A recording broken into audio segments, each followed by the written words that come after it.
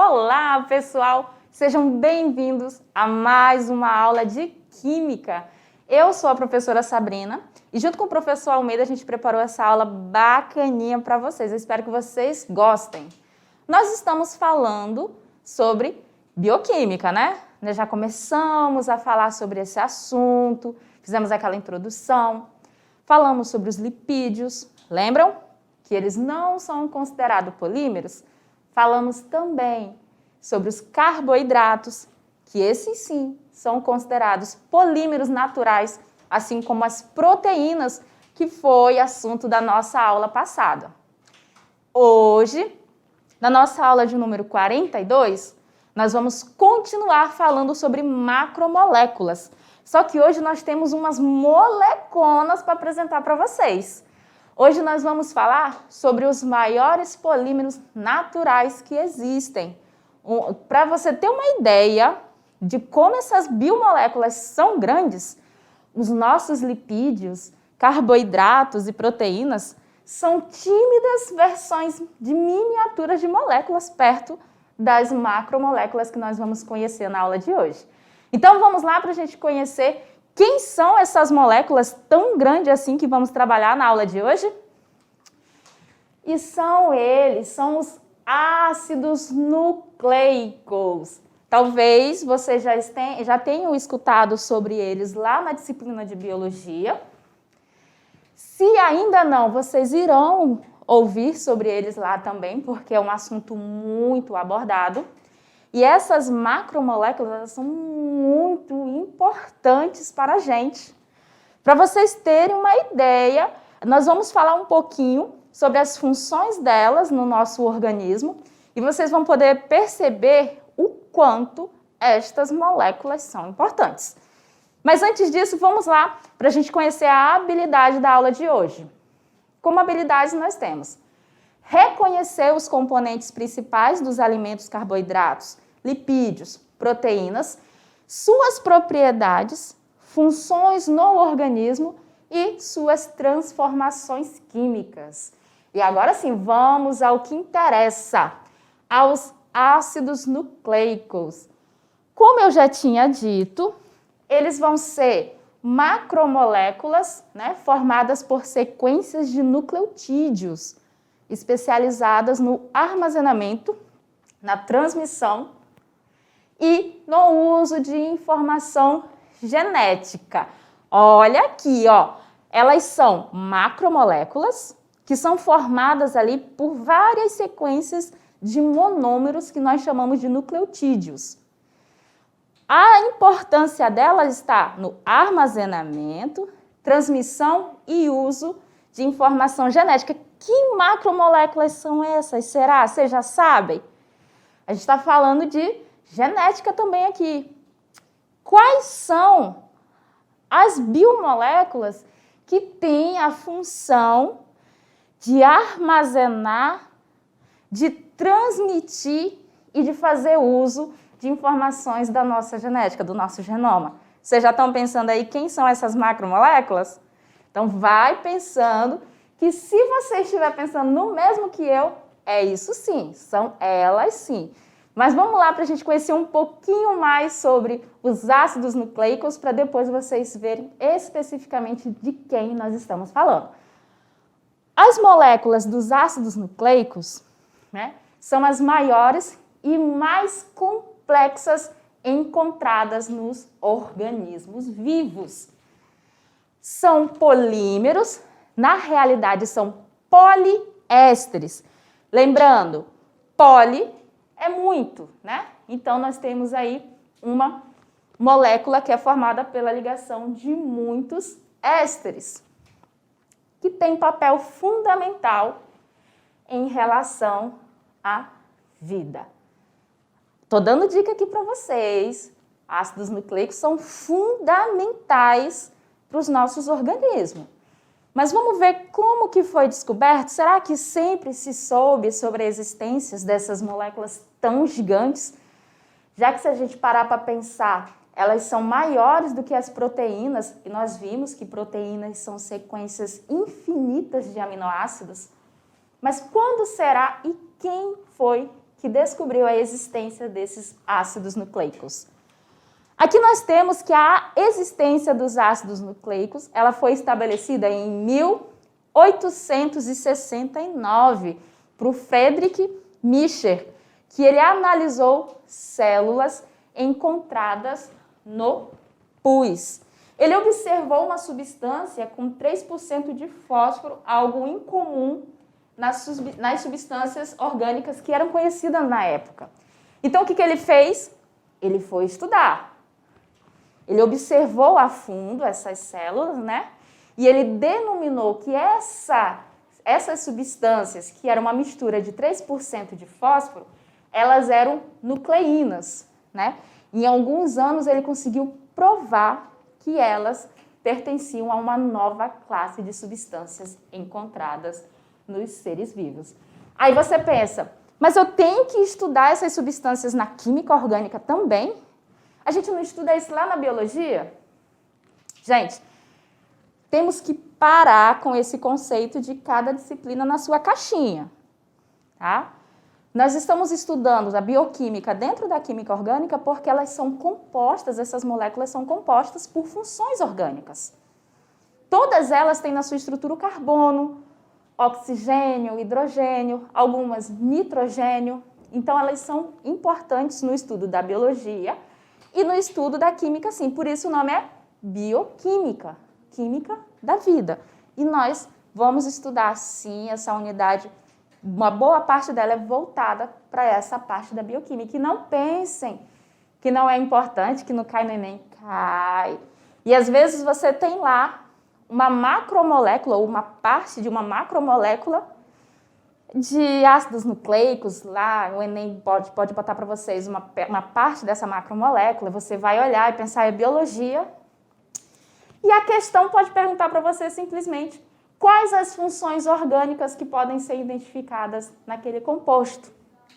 E aí, quando a gente fala de função orgânica, a gente tem que lembrar dos hidrocarbonetos, das funções álcool, éter, aldeídos, cetonas, que são fundamentalmente estudadas na química orgânica. Então, a gente não separa a disciplina nesse ponto. Ao contrário, elas estão ali conjugadas, uma do lado da outra, trabalhando sempre unidas, tá? Então, é química da vida? É sim, vai ser estudada tanto na biologia quanto na nossa disciplina.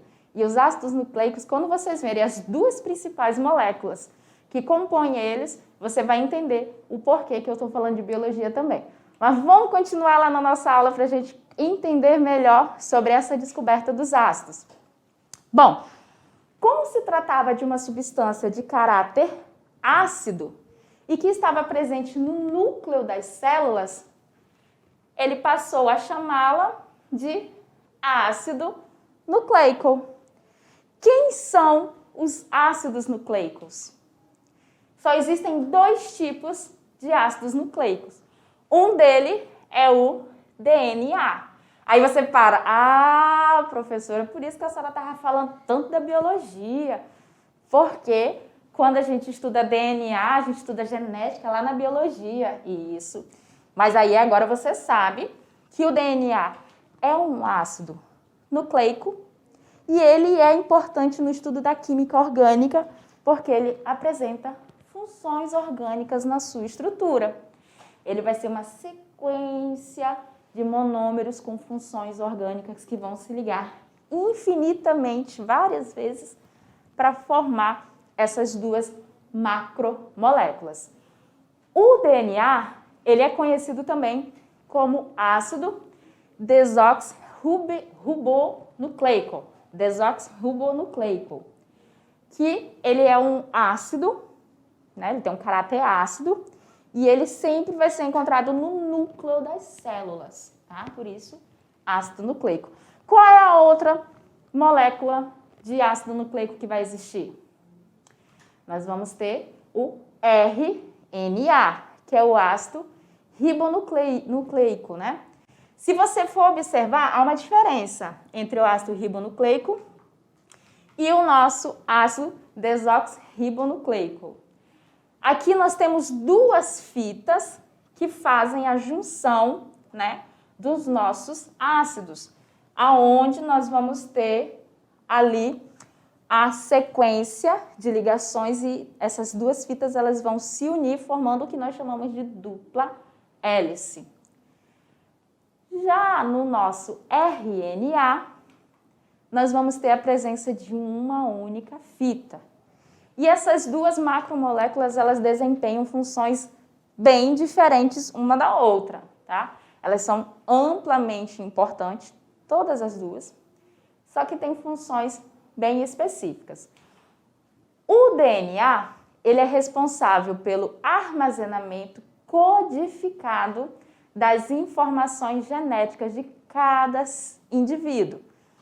O que, no caso, que o diferencia de todos os outros seres vivos, inclusive os da mesma espécie. Então, aqui nós temos que o DNA, ele vai armazenar as informações genéticas de um indivíduo. E vai ser possível você diferenciar um indivíduo do outro a partir dessas informações, exceto se esse indivíduo ele tiver um gêmeo idêntico ou ainda um clone.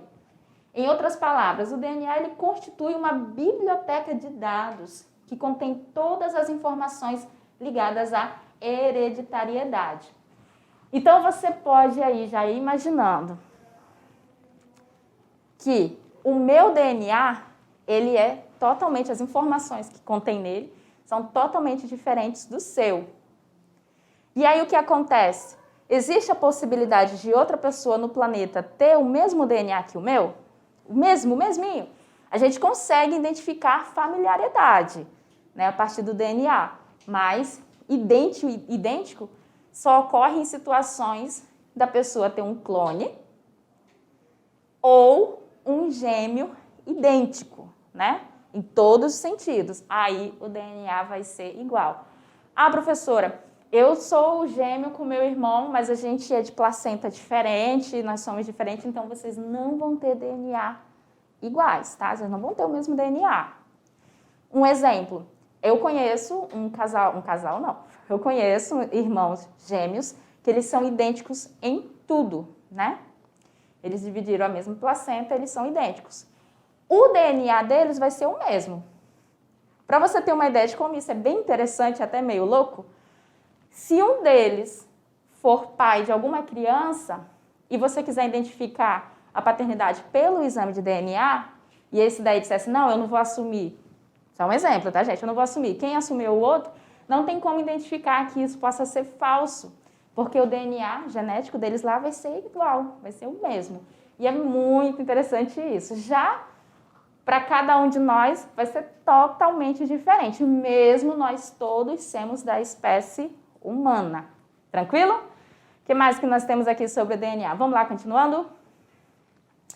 É a partir do DNA que todas as características físicas de cada indivíduo são determinadas, desde o momento da concepção. Bom, se o DNA tem essa função de armazenar decodificadamente as informações genéticas, qual vai ser a função do RNA?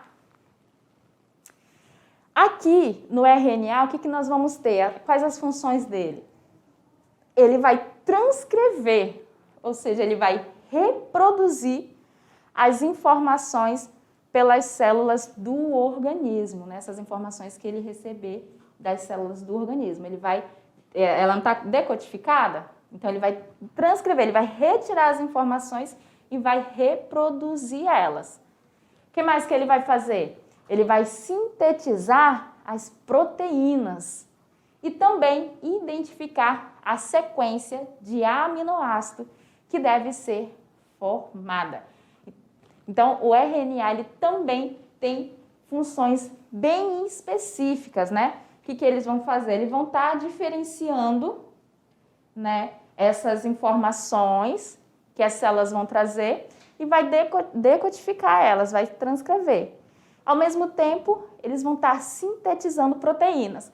Aí você pensa, todas as proteínas, lembrem-se, nós temos lá várias proteínas, né? São infinitas as quantidades de proteínas que nós conseguimos sintetizar.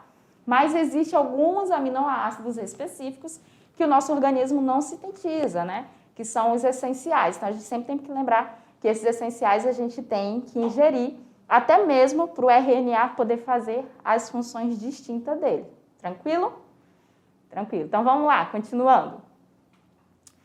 Sendo assim, existem 3 tipos de RNA, cada um de acordo com a sua função. A gente viu aqui que existem 3 funções específicas para ele, né, para o RNA. A partir dessas funções, existem 3 RNAs específicos para desempenhar cada uma delas. E aí nós temos o RNAM, que é o RNA mensageiro.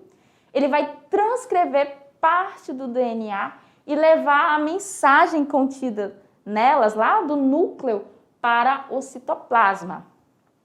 Outro RNA que nós temos é o transportador. Ele possui 3 bases nitrogenadas expostas, né? O códon, que corresponde a um aminoácido, e ele transporta aminoácidos que serão utilizados para produzir as proteínas.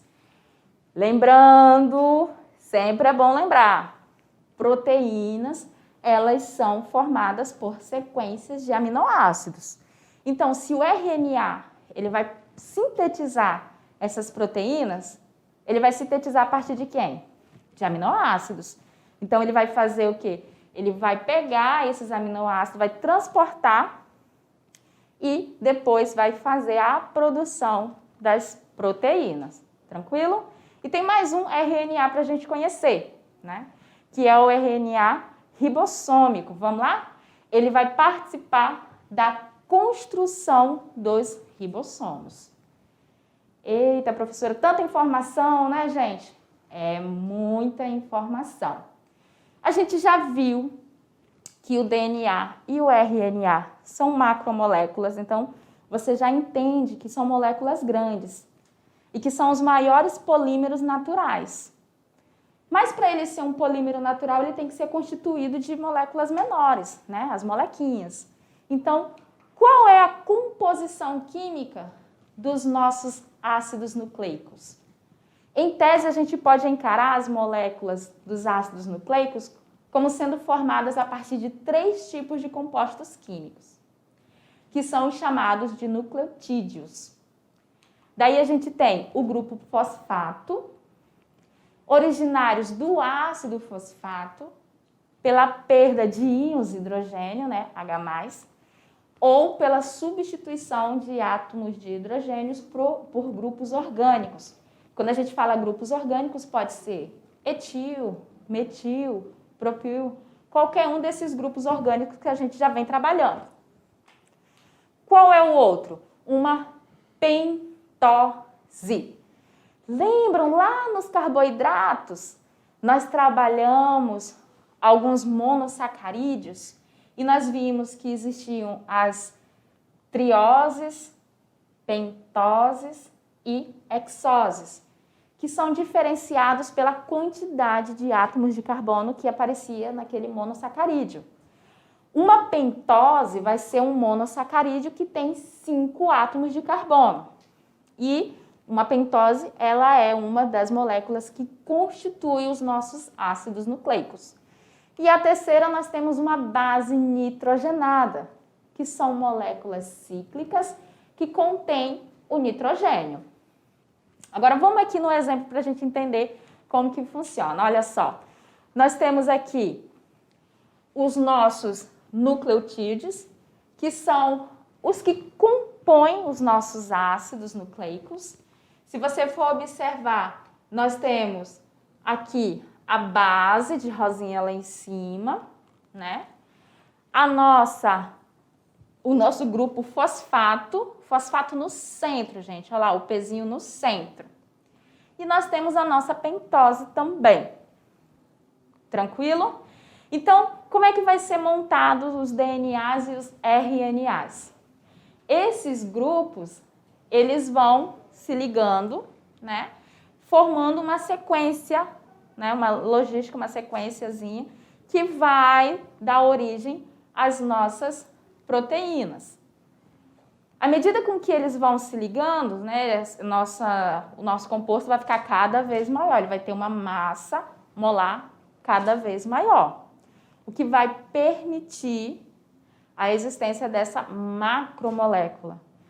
A maneira como esses 3 grupos vão estar ligados é que vai fazer com que a gente diferencie o DNA do RNA. Então, vamos lá para a gente entender melhor como que funciona. Então, nós já vimos, são os 3 grupos principais, né? Grupo fosfato, base nitrogenada e uma pentose. Quem são as bases nitrogenadas que vão estar participando? Nós temos a adenina, a guanina, a citosina. Estas 3, elas são encontradas tanto no DNA quanto no RNA. Elas fazem parte da composição dos nossos 2 ácidos nucleicos. A tinina, ela já vai ser específica. Ela vai estar encontrada somente no DNA. Você não encontra tinina no nosso ácido nucleico RNA. E a uracila, ela é exclusiva do RNA. Ela não é encontrada no DNA. Então, vamos lá. Adenina, guanina e citosina são encontradas em ambos, tanto no DNA quanto no RNA.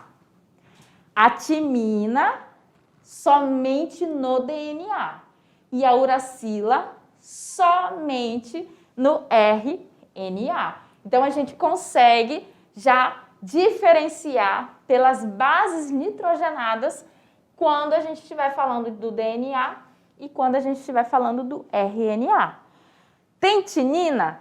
É DNA. Tem uracila?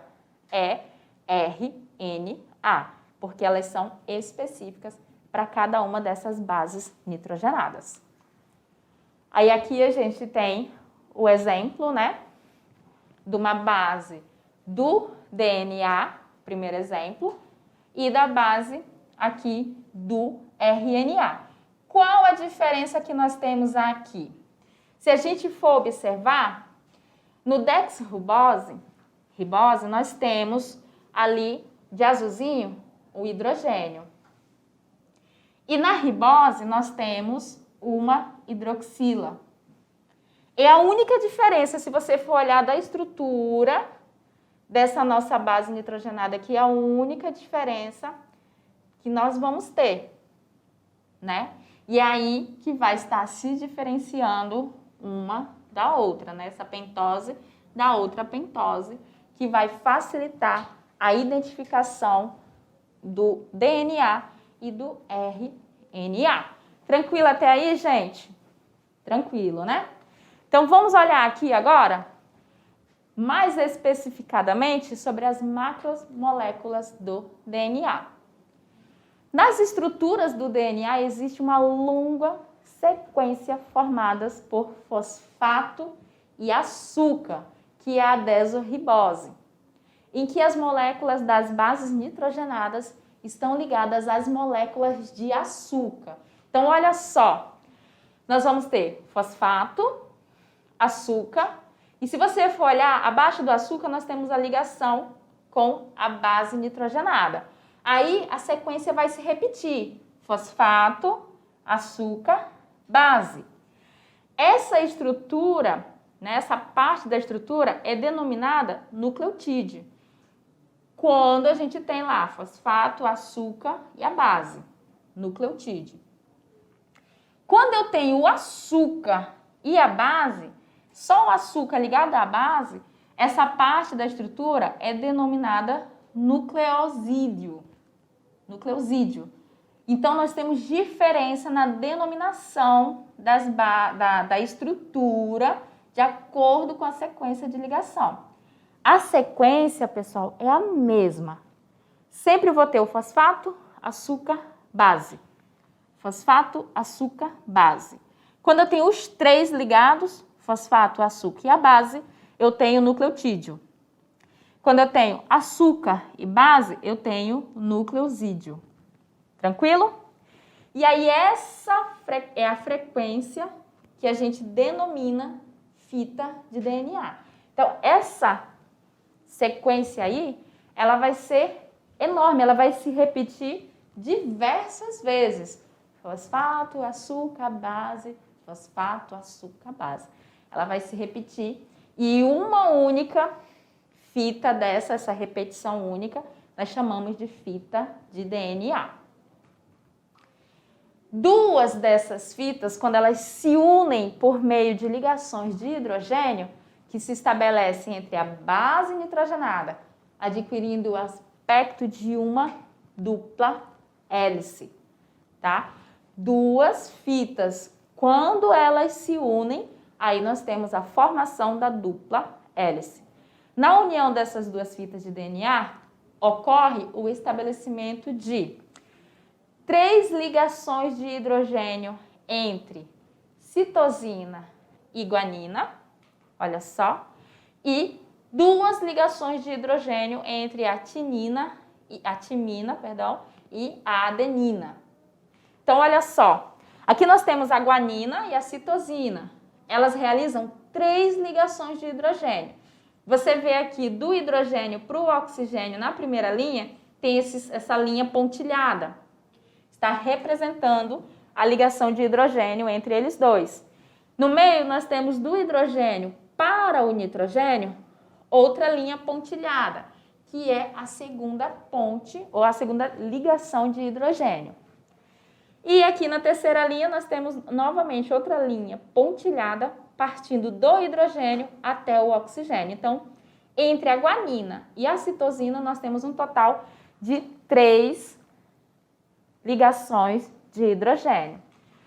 Já entre a timina e a adenina, nós vamos ter apenas 2 ligações de hidrogênio. Então, a gente tem a primeira linha que parte do hidrogênio para o oxigênio, né, pontilhadinha, representando a ligação de hidrogênio. E na segunda, nós temos do nitrogênio para o hidrogênio, né, seguindo a ordem que está sendo apresentada aqui para vocês. E aí, nós temos 2 ligações de hidrogênio unindo a adenina e a timina. E aí, quando a gente tem essa repetição, aí a gente vai observar que essas ligações vão se formando repetidamente e dando origem à fita a dupla hélice, que é a fita do DNA. Então, olha só aqui como é que fica a estrutura. Quando a gente tem apenas uma cadeia de nucleotídeos, nós temos essa primeira linha aqui, onde P está representando o fosfato. Quando as duas cadeias empareiam, eles ficam lá emparedadas no plano, nós vamos ter isso aqui. Observem que o T está representando a timina e ela está se ligando à adenina, conforme a gente viu. Aí, ó, aqui, ó, conforme a gente viu aqui, ó, adenina, timina. A de adenina, T de timina. Guanina, citosina. G vai estar representando guanina e C a citosina. Então, vamos lá, ó. Aí nós temos guanina e citosina em segundo plano se ligando. Aí vem de novo timina e adenina, citosina e guanina, adenina e timina e guanina e citosina. Então, a gente consegue observar que existe uma sequência que permite a ligação para formar a dupla hélice. E aí, aqui dentro da dupla hélice, a gente ainda consegue representar, nessa terceira imagem aqui, terceira figura, as ligações. Já nessa última, a gente está representando apenas a dupla hélice. Então, ali o DNA, pessoal, ele vai ter essa formação, né, a partir destas ligações, destas sequências. Aí você pode até perguntar para mim, professora, pode ocorrer dessas bases nitrogenadas ligarem-se umas com as outras aleatoriamente? Não. Elas têm essa sequência, né, a timina se ligando com a adenina e a guanina com a citosina. Elas têm essa sequência, elas não se ligam aleatoriamente, tá, pessoal? Mas vamos continuar lá, para a gente entender mais um pouquinho sobre ela. Embora o DNA seja constituído apenas de 6 tipos de moléculas, timina, adenina, citosina, guanina e, no caso, ácido fosfórico, as possibilidades de arranjos diferentes entre elas são praticamente infinitas. O genoma humano ele é composto de 3,2 milhões de moléculas de adenina, timina, citosina e guanina, distribuídas em 23 pares de estruturas chamadas de cromossomos. Cada um dos 100 trilhões de células do organismo carrega no núcleo uma cópia desse código e usa tais informações para produzir e regular a atividade de todas as proteínas que constituem o organismo. Então, a gente viu aqui que o DNA ele é bem específico e muito importante. E a gente conheceu os tipos de ligações que unem as nossas bases nitrogenadas, né? Mas e o RNA? Bom, o RNA, eles são constituídos por uma cadeia bem simples, dita unifilamentar, formada pela esterificação entre o ácido fosfórico e o açúcar ribose, em vez da dexribose. Nela também existe a sequência fosfato, açúcar, base, fosfato, açúcar, base. Nós temos essa mesma sequência também no RNA. As moléculas desse açúcar estabelecem ligações covalentes, alternadamente com 4 bases nitrogenadas. E aí a gente tem a adenina, a citosina, a guanina e a uracila. E aqui nós temos essa diferença. Lá no DNA nós temos a timina, mas a timina ela é específica do DNA, nós não encontramos ela no RNA. No RNA a gente encontra a uracila, que ela é específica do RNA, ou seja, por sua vez ela não vai aparecer no DNA.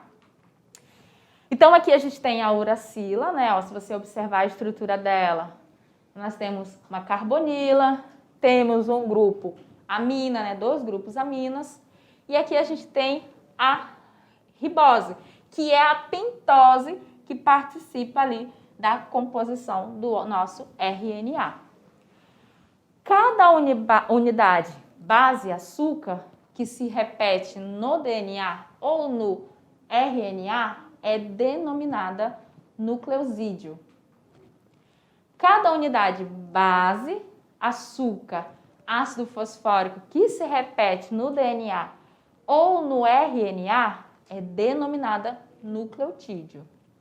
É por isso que essas macromoléculas são também conhecidas por polinucleotídeos, ou seja, porque nós temos uma grande sequência de nucleotídeos se ligando, né? Por isso poli, que significa muito. E para a gente praticar um pouco sobre os nossos conteúdos que foram abordados nessa aula, a gente tem um Aprender Fazendo, que traz a seguinte questão. É uma questão de vestibular e fala assim: a interação entre as bases citosina e guanina como parte formadora da cadeia em dupla hélice da molécula de DNA é representada abaixo. E aí ele traz a representação de como elas se ligam para fazer a dupla hélice, tá, gente? Quando eu tenho apenas uma sequência, eu tenho apenas uma fita. Quando as 2 fitas se unem, aí a gente tem a formação da dupla hélice. E aí ele fala o seguinte: identifique a opção correspondente ao tipo de interação que ocorre entre as moléculas das bases, né, das linhas tracejadas. Aqui, ó, nós temos as linhas tracejadas. Aí vem, letra A, ligação iônica. Letra B, força de Van der Waals. Letra C, ligação covalente polar. Letra D, ligação covalente apolar. Ou letra E, ponte de hidrogênio, também conhecida como ligação de hidrogênio. A gente viu já na nossa aula como é que funciona a união das duas fitas de DNA. Na arginina e a citosina, quando elas se ligam, elas formam 3 ligações de hidrogênio. Quando a gente tem a união da timina com a adenina, nós temos 2 ligações de hidrogênio. Então, a resposta correta nesse caso aqui vai ser as pontes de hidrogênio, que também pode ser dita como ligação de hidrogênio. Pessoal, é muita informação? Mas olha que a gente pegou leve com vocês, viu? Não é para vocês ficarem com medo, não, mas é que a gente trouxe ali, digamos que o básico do básico, o fundamental do fundamental, para não estender muito o conteúdo e, em vez de estar trazendo informação para vocês, a gente acabar trazendo desinformação e vocês ficarem confusos. O que vocês têm que ter em mente? Nós estamos falando de moléculas muito importantes que se encontram no núcleo celular, ou seja, elas fazem parte da composição celular dos seres humanos. E são 2 ácidos nucleicos apenas, gente, DNA e RNA. Eles têm lá a sua constituição. A gente conheceu as bases nitrogenadas que compõem cada um deles. Lembrando que a uracila ela é específica do RNA e a timina ela é específica do DNA. Ou seja, as outras 3, elas estão presentes tanto no DNA quanto no RNA. Outra situação importante é você entender a diferenciação das funções, né? Enquanto um armazena as informações, que no caso é o DNA, o outro, ele transcreve essas informações, né? Ele também sintetiza as proteínas. Então, e ele vai transportar, né, essas informações pelas células. E aí a gente consegue ter uma noção da importância desses 2 ácidos nucleicos para o nosso organismo, para a gente, digamos assim, conseguir transmitir para as gerações futuras parte do nosso genoma. E é assim que a gente tem os estudos, né, de genética, de hereditariedade, para você saber a probabilidade de algumas doenças, ou até mesmo para simples teste de paternidade em relação a algumas situações que ocorrem na nossa sociedade ainda, né? E as pessoas precisam recorrer a esses testes. E a partir dessas informações que estão em cada uma das nossas células, a gente consegue essas informações de paternidade. Para você ter uma ideia, quando a gente fala de DNA, eu não preciso tirar o seu sangue, gente, para ter acesso a essa informação. Não que eu tenha acesso, mas são estudos tão específicos, né? Ele é tão importante e as células compõem todas as partes do nosso corpo que num fio de cabelo eu consigo essas informações suas. Na sua saliva eu consigo essas informações, né? Nos fluidos corporais de um modo geral a gente consegue essas informações de DNA e RNA. Bom, no mais, a gente vem já já com a nossa revisão e, lógico, atividade, né? Vocês não querem ficar sem fazer atividade não, né, pessoal? Aguardo vocês já já na nossa revisão.